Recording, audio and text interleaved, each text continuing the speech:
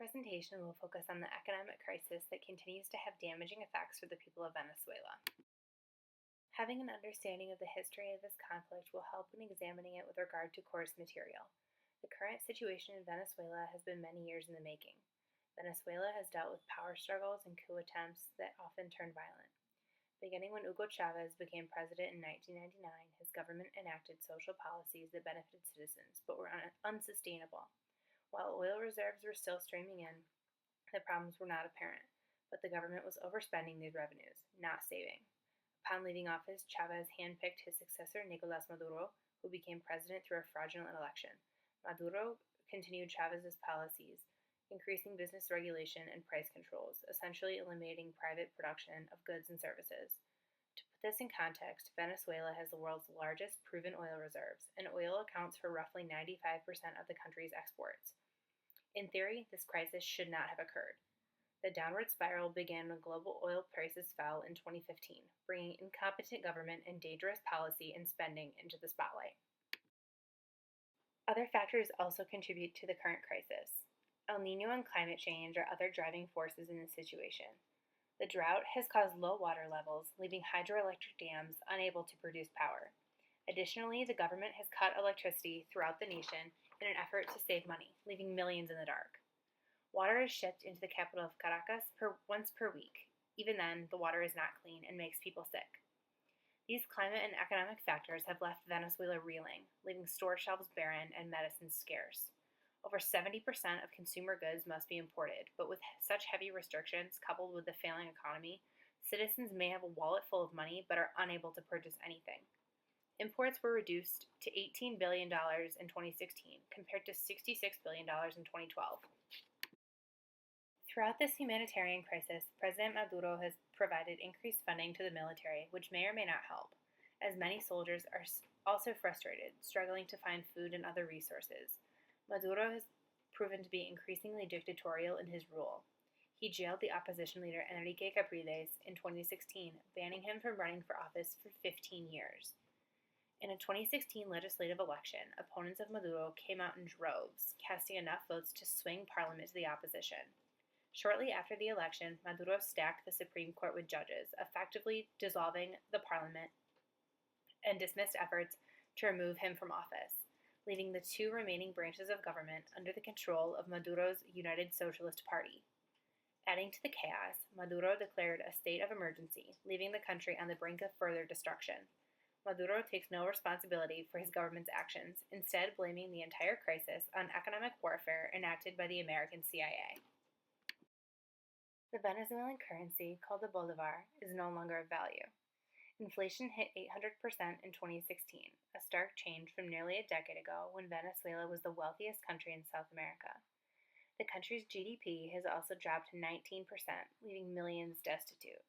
With the bolivar valueless, the government removed the 100 bolivar note, replacing it with higher denominations. In addition, if citizens want to purchase American dollars, they must be bought from the government, which only allows $300 to be purchased per day, and one-third of that must be given to a state-run bank. This has led to a large black market operation to buy and sell U.S. currency. The multifaceted crisis has led to extreme food shortages and healthcare inadequacies.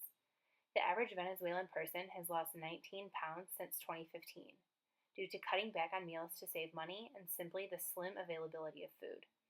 And the infant mortality rate has reached 20%. Balance for Venezuela hit an all-time low in 2015, with a deficit of nearly $12 billion. The lack of income from oil, the amount paid for imported goods, and the irresponsible government spending has depleted reserves from previous oil exports and increased debt. Venezuela has long counted on oil profits to be the backbone of the economy. Despite the fact that the country has a comparative advantage in the oil market, it excels in nearly no other sectors. As a nation that was leading South America not long ago, Venezuela has reverted to conditions seen in many developing countries in the global south.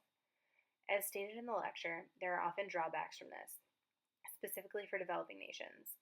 In this case, the primary drawback is job loss. This crisis has ruined the job market, with unemployment set to rise above 25% this year compared to the 7.4% seen at the beginning of the crisis in 2015. Early policies that benefited social support programs can be viewed through the lens of mercantilism, as they sought to distribute wealth throughout the country. President Maduro's regulations subscribe to the theory of mercantilism and that economics should serve politics, the idea that creating wealth underlies state power. Under the theory of mercantilism, the balance of trade must always be positive, and for many years it was, until policies became utterly unsustainable and reserves were nearly depleted. Price controls have halted production of nearly every commodity. The purchase price of goods is below the production price, so domestic producers have stopped business, leaving citizens with nothing to buy. As previously mentioned, currency controls are also to blame.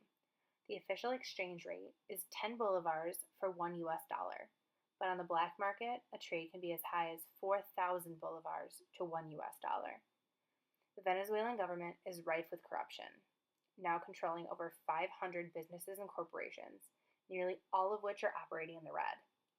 Comparatively, Brazil, which is 6 times more populous than Venezuela, only has 130 state-run businesses. As a member of the World Trade Organization, OPEC, and Mercosur, Venezuela must adhere to the principles set forth by each. With regard to the principle of transparency, Venezuela failed dramatically. Transparency International, an international anti-corruption nonprofit, ranked Venezuela 166th out of 176 countries on its perceived corruption analysis list. Regarding Mercosur, also called Mercado Común del Sur, Venezuela is mired in controversy and was suspended from the trade organization in December of 2016.